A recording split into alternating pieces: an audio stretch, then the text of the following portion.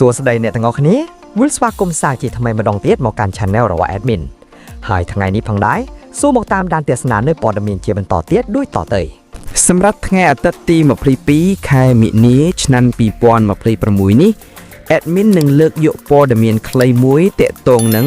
សម្រាប់ប្រិយមិត្តថ្មីដែលមិនទាន់បានចុច Subscribe សូមចុច Subscribe ម្នាក់មួយផងណាដើម្បីទទួលបានវីដេអូថ្មីៗជាច្រើនទៀតពី Admin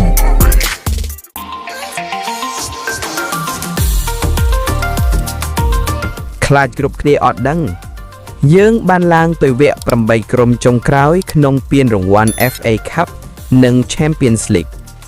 នៅក្នុង League យើងត្រូវធ្វើឲ្យប្រកាសថាយើងមានកៅអីទៅ Champions League វគ្គ8ក្រុមចុងក្រោយទាំងពីរពានរបស់ Liverpool Man City ទល់នឹង Liverpool FA Cup Liverpool ទល់នឹង PSG UCL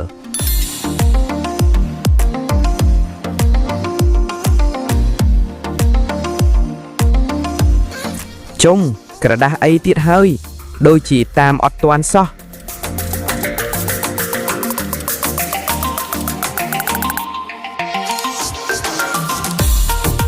AT អើយ AT តិចមកឈ្នះយប់នេះហើយទៅចាញ់3ប្រកួតក្រោយអីចប់ហ្មង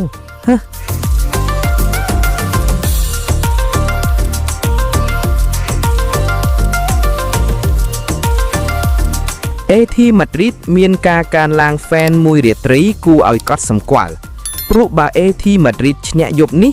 Barcelona ត្រៀមជប់លៀងលើកពានហើយ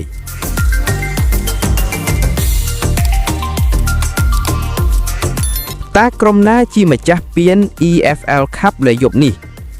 ស្មើ Arsenal ស្មើ Man City